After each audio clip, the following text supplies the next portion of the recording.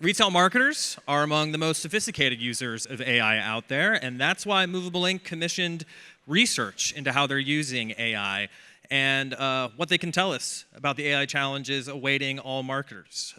So we are going to hear from our VP of Growth Marketing, Justin Keller, and our Senior Director of AI Activation, Rachel Kramer, as they follow the retail canary through the AI coal mine. Let's welcome them to the stage, guys. Lovely to see all of you. Welcome to our session, The Retail Canary in the AI Coal Mine. My name is Justin Keller, as Alex just said. I'm our VP of Growth Marketing. Rachel Kramer, Senior Director of AI Activation. And I'd love to introduce you all to our new pink bird friend. Her name is LLM. As it says, she's a bird. She works for Bird Retail, and if you're not sure what this metaphor means, AI in the coal mine, miners used to bring a canary into the coal mine because if the canary stopped chirping, that meant something dangerous was going on because that bird was dead. In this case, spoiler alert, she's going to make it through just fine. And when you hear her chirp, that means something scary is happening. So if we can ask all of your help when you see the word chirp, maybe do a little chirp just to kind of really drive home the metaphor for us. Let's get started. So most of the data, not all of the data, but most of the data came from a research report we commissioned at the beginning of the year with a company called Vanson Bourne. In this report, we surveyed 225 Director Plus marketers who work for brands that bring in between $50 million and $50 billion in revenue a year. We split this up between US and UK, 125 US, 100 UK marketers. And there's some differences in regional differences between these two groups of marketers that are stark and staggering, and we'll get into those a little bit. We chose retail because they are among the most advanced users of AI, and I will let our resident AI and retail expert Rachel explain why. Thank you, Justin. And yeah, so I have a retail background. I came from Neiman Marcus prior to joining Movable Inc. So familiar sitting in your shoes and leveraging AI at an organization. But what's exciting about retail, again, is they're the fastest moving in terms of AI adoption. So majority of enterprise and CPG brands are already engaging and leveraging AI. They are at the forefront of utilizing agents, which we've heard a lot about for the past 2 days. And 62% of retail leaders have ranked themselves as intermediate or above in terms of AI adoption, which is 10 percentage points higher than the average. So I would say the metaphor fits. Right? As a retail, we're going deeper in the AI mine. There's L. We're going to encounter all the challenges and complexities, right? So think data complexities, evolution of tools, A/B testing, the sequencing and prioritization of these various use cases, the change management that comes along with all of this. So again, AI or retail is at the AI forefront. We are illuminating the path for everyone to follow. With that, I'll be sharing some real client use cases as we go along. So yeah, let's follow Elle into the mine and see where we go. All right, so this is our first stop in the AI coal mine, which is a look at where marketers are currently investing their funds into AI. And then we'll get into where they're going to be investing them. But right now, the top two places they are investing are in AI search experiences and digital ads. These make sense, to me at least, because these are channels that don't require a very strong data foundation. They're among the easiest to access, and they've got a lot of easy attribution. So marketers can pump money into them, see what's working, what's not, and kind of dip their toe into the AI waters and understand exactly what they need to do, what they need to optimize. Below that, you got things like social media influencers. You got your website, third-party messaging apps, and organic search. And I think a lot of the AI that's happening in those channels is more of the LLM sort. So while a lot of marketers are currently investing in kind of the easy stuff, the stuff that I think a lot of people in this room are probably focusing on, the investment trends are already starting to shift. So our research found that 98% of marketers, basically everyone, agrees that AI will make their owned channels more important in driving marketing performance. And already 54% of marketers are investing in those channels as a result over the next 12 months. So the question for the room is, if everyone in this room agrees that owned channels are more important, why aren't they doing it already? And that is because we're about to get into some of the scarier parts of the coal mine that are giving people pause, and I will let Rachel explain a little bit about that. We got our first cheap. Chirp, Cheap. All right, so marketers' least favorite thing, right? Messy data. Data is at the heart of many of our initiatives, especially AI, and so it's natural, right, maybe to be a little reluctant to start to lean into AI if we don't feel good about our solid data foundation. So with that, if you can take out your phone, we want to do a quick survey. Just kidding, you already have your phone out. Yep. But yeah, if you want to scan the QR code, take a quick survey, we would love to hear how AI ready your marketing data is. So we'll give everyone a moment to do that. Don't be shy. We should have brought some game show music like the last session. Yeah. There we go. Okay. Lot of duct tape and bubble gum. Okay. I'm not seeing anyone here. Anyone? Spotless? Spotless? No. Feeling pretty good? It works. Don't No. look too closely. Okay. That sounds about right, Yeah. honestly. Okay. I don't think anyone's going to. Oh, No. we're going to find you. Okay. Well, let's look at what our research found, which I think probably, and we didn't quite word this the same way we did in the survey, but our survey found that 60% of retailers say that high quality data is their biggest bottleneck or the biggest enabler, of AI success. Said differently, messy data, bigger bottleneck. And then 43% of people said that the data privacy and compliance was their next biggest barrier to adoption, which will be interesting when we get to the UK-US slides. And then 32% have trouble integrating it into their systems, which I get. I'm right there with you. So the top two things that are stopping us from accessing AI success is around data. So this is why we were interested in splitting this across US and UK marketers. In the UK, if you look at the top two owned channels, email and mobile, you can really see how this data quandary comes into frame. In the UK, marketers are concerned about things like deliverability, personalization, better segmentation. So UK marketers want to make sure that the send is personalized and that it gets there. In the US, we don't really care so much, which I think is fascinating. So the reason why the UK priorities are so much different for their own channels is because of exactly that data compliance issue.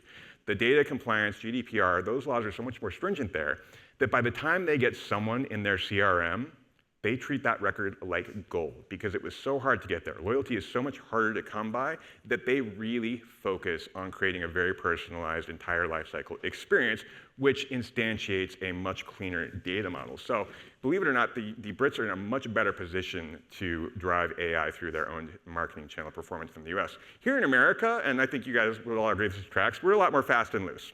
We care a lot more about the acquisition than we do the retention.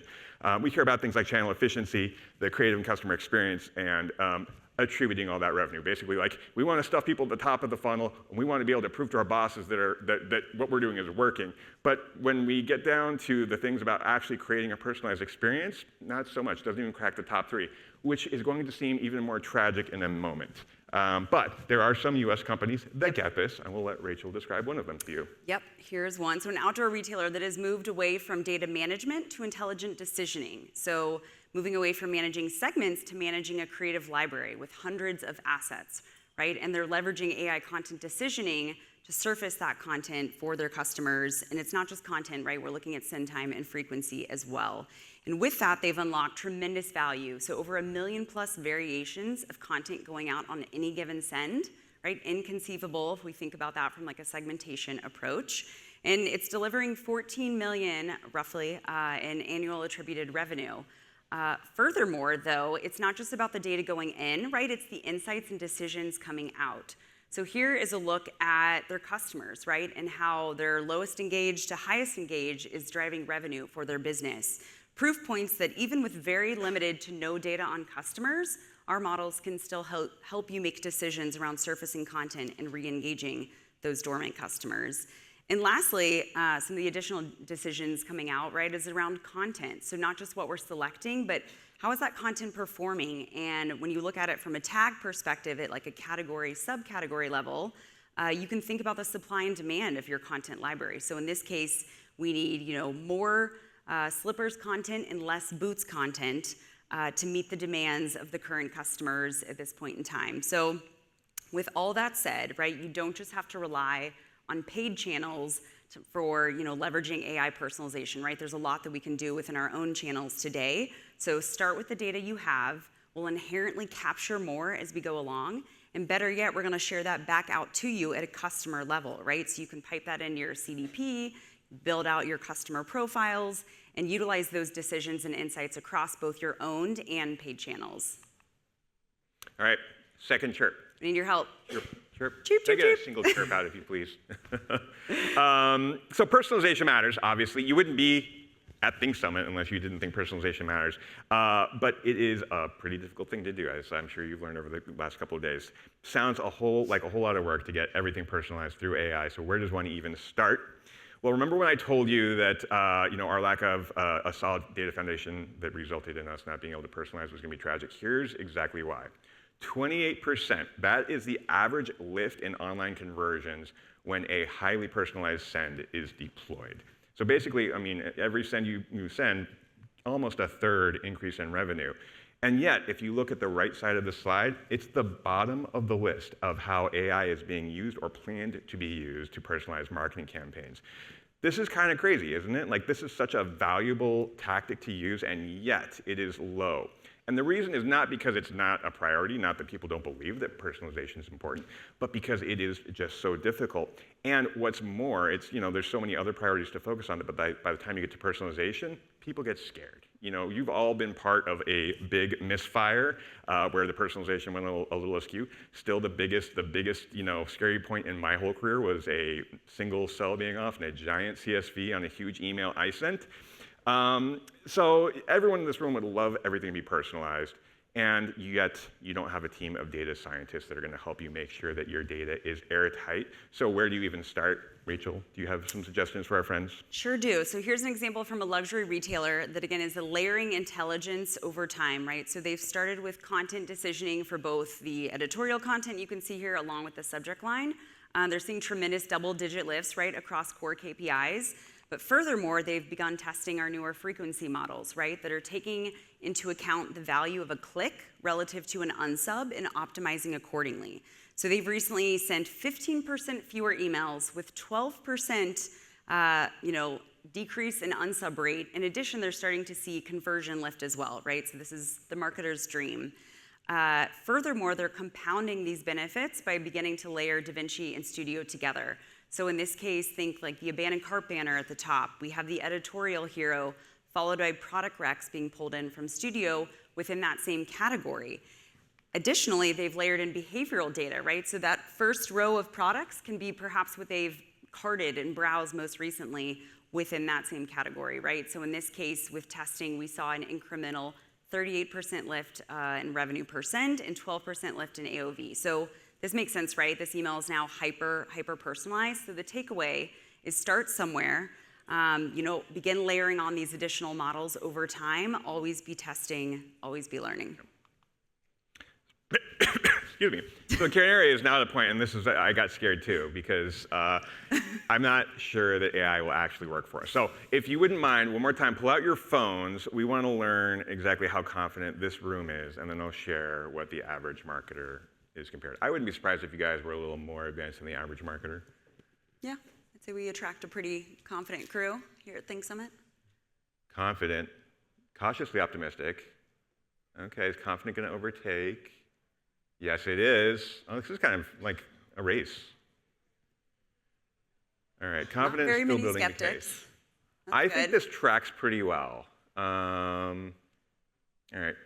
We'll take that as the poll. So 51% of you are confident, but you're still building the case. None of you will believe it when your CFO believes it, which I get that totally. So right now, if you look at the left side of this slide, that is today. 30% of marketers, so like I said, you guys are more confident than the average marketer. 30% of marketers are confident in their AI-driven personalization. But if you skip ahead in time, 18 to 24 months, you see that 64%, so more than double the number of marketers that are confident right now, will be confident in AI personalization. So what's going to happen between a now and then? Maybe they came to Think Summit, and that's why they're so much more confident, because that actually almost matches exactly. I think that we don't really know. The hypothesis we have on what's going to drive that confidence is that 28% increase in online conversions number. There's just so much at stake. The attention economy, it continues to decline. Email performance, mobile performance continues to be shaky. And yet, we all know in our bones and in the data that that personalization drives better conversions. And there's just a huge pile of gold at the bottom of this coal mine. And looking back, we may have called this the AI canary in the gold mine. but I think the marketers just need the confidence to get there, and I think events like this are there to help. With that, I want to round out with some additional use cases, and I think that confidence, comes from these additional proof points, right? That we continue to see use cases in market, models are continuing to improve, platforms are continuing to evolve. But here are two examples. The first being, think of a grocer, right? Primarily have in-store conversion data. So they're actually piping that into us, and we're leveraging that both on the decisioning side as well as able to report out the attribution, right? How email is contributing to the in-store channel.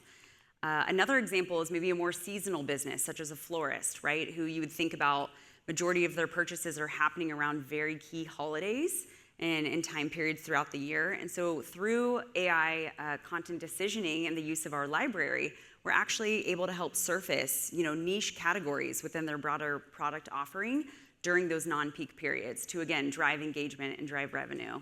And it goes beyond retail. I know this whole thing's been about retail, right? But we have clients in travel, hospitality, QSR.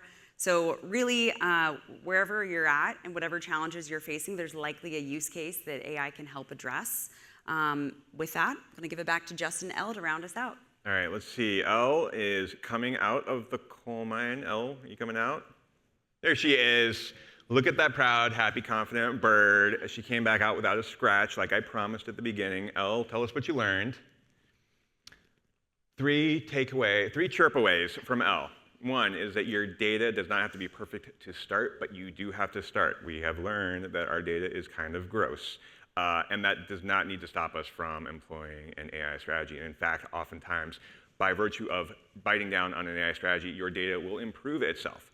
Second, personalization isn't just one thing, it's a portfolio of things. So don't get hung up on exactly what personalization means. There's a lot of ways that AI can support your personalization across the entire life cycle. And third, that scale is an advantage. If you've got a big apparatus, that's great, but the speed at which you're learning is even better. So if you're at a slightly smaller company, you may have an advantage over the big dogs in the room.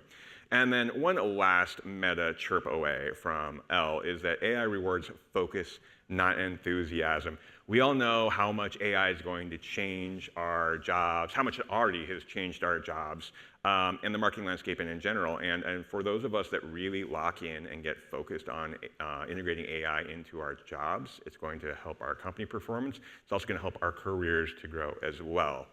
So there is a ton of data that we did not get to cover in our report. One more time, if you want to get your phones out, there's a whole report around this. And like I said, it's not just for retailers, but they are the canary in the AI coal mine. So click there, scan that, download the report, and I hope you find something in it. Rachel, thank you so much. Thank you. Thank Elle. Thank you, Elle. And thank you all for joining us. Have a great Think Summit. Thank you.